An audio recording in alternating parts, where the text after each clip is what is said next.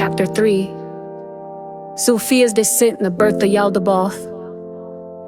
The celestial radiance of the pleroma, the divine fullness of eternal light, slowly withdrew, leaving John in the suffocating stillness of impending revelation. He had felt the perfection of the aeons, each a reflection of the ineffable source.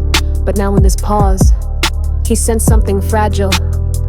The harmony he had witnessed was on the verge of collapse, and a growing tension filled the space like a storm about to break. The figure of light remained before him, but its glow had dimmed, as if the truth it was about to reveal carried a weight that even it could not fully bear. There is one among the aeons, the figure began, whose desire will lead to the first great fracture in the divine order. Her name is Sophia. Wisdom in her longing to know the unknowable, she will act alone, stepping outside the balance of the eons. Her fall will cast a shadow over the light of the pleroma, and from this shadow, error will be born. John's chest tightened. Sophia, a name so filled with reverence, the embodiment of wisdom itself. It seemed unimaginable that she could falter, that her desire could unravel the divine harmony. Yet as the figure's words hung in the air, John felt the depth of the tragedy about to unfold. A vision of unshakable balance was about to be undone, and John could only stand witness to its inevitable collapse. "Why does she reach beyond her place?" John whispered, his voice barely audible in the thick silence. "What drives her to act alone?"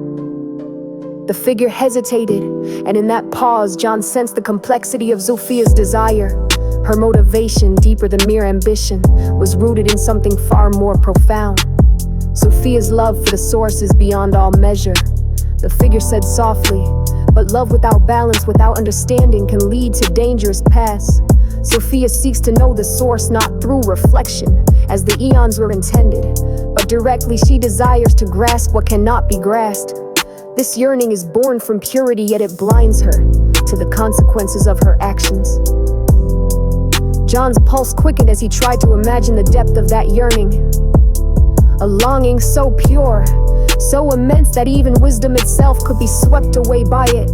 He felt the tension in his own heart, the fragility of love without restraint.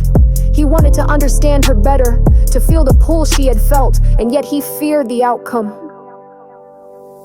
The air around them thickened, and the light dimmed further. A new vision emerged before John's eyes. Sophia, radiant and full of light, but moving with a restless intensity. Her presence, once calm and poised, now trembled with a deep, aching desire. John could feel it. Her yearning to know the unknowable, to experience the source directly. It was an impulse that overpowered the harmony of the pleroma, driving her to reach beyond the divine boundary. She seeks the source, the figure said, its voice heavy with sorrow. But in doing so, she acts alone.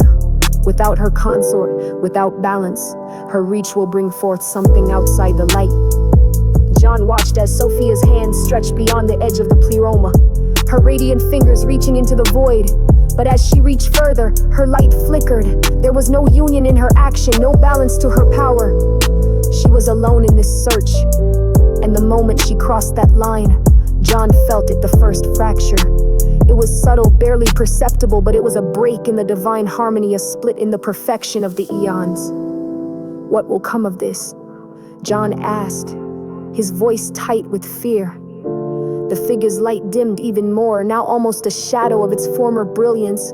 From Sophia's act will come something incomplete, a being created in ignorance. It will be a false light born of error and imbalance. This being will be blind to the true source, yet it will believe itself to be the creator of all things.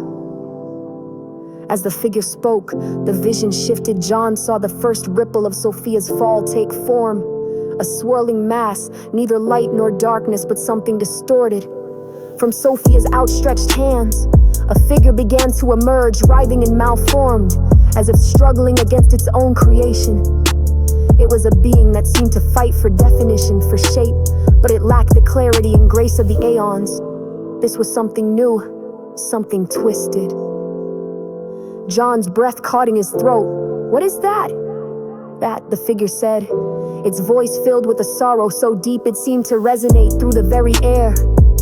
is Yaldabaoth, the demiurge, the being born from Sophia's misguided act.